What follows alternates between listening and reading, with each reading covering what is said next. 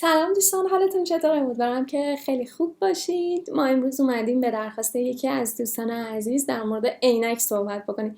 برای همین منم امروز عینک زدم. بریم سراغ درسمون. اول با گلاس شروع میکنیم.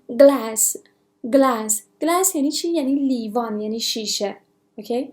خب یه جمله باهاش بسازیم. Could I have a glass of water? Could I have a glass of water? میتونم یه لیوان آب بخورم؟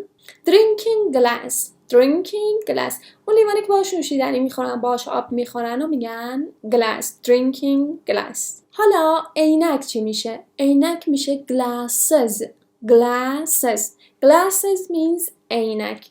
Eyeglasses means عینک، یعنی عینک. این عینک برات خوبه، برات مناسبه. Those glasses suit you. Suit یعنی مناسب. بگیم که اون نیاز به عینک داره ولی قبول نمیکنه که عینک بزنه. He needed glasses but wouldn't admit it. He needed glasses. اون نیاز به عینک داره. needed یعنی نیاز داشتن. اون نیاز به عینک داره but اما he would not admit یعنی قبول. wouldn't admit یعنی قبول نمیکنه it اونو.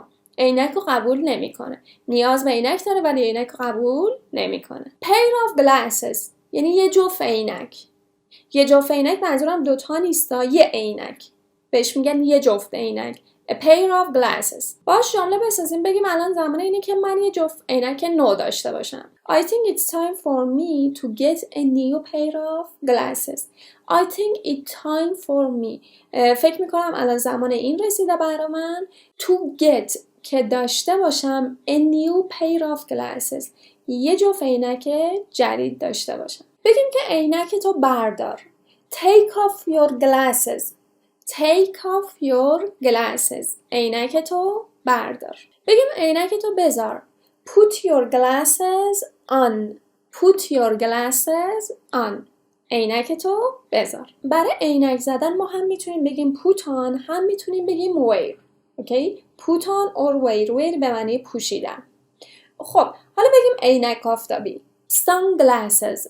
Sun یعنی آفتاب، glasses هم یعنی عینک. خب حالا بگیم که آفتاب خیلی زیاده، من نیاز دارم که عینک آفتابیمو بزنم. It's too sunny. I need to put on or wear my sunglasses. Okay? It's too sunny یعنی آفتاب خیلی زیاده. I need to من نیاز دارم. Put on or wear. گفتیم یا put on میگیم یا wear میگیم. عینکم بزنم، عینکمو بپوشم.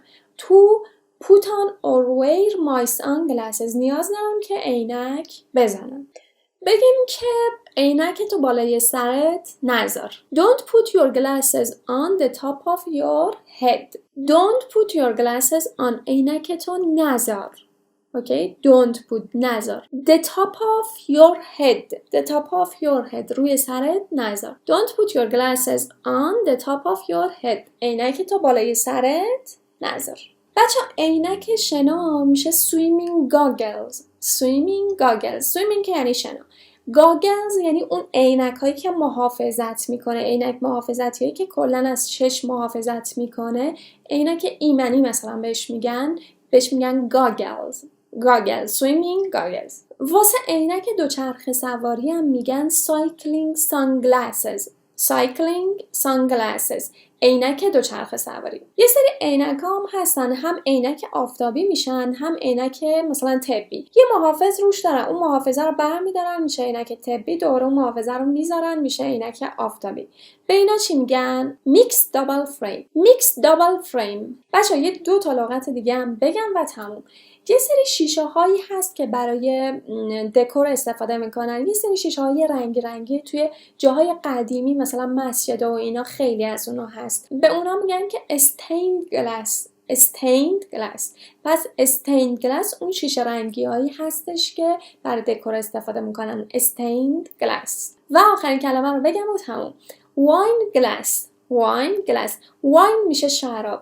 گلاس هم میشه لیوان. واین گلاس میشه اون لیوانایی که برای شراب استفاده میکنن. واین گلاس. خب حالا نوبت شما. زیر همین پست بنویسید که تو نیاز به یه جفت عینک داری.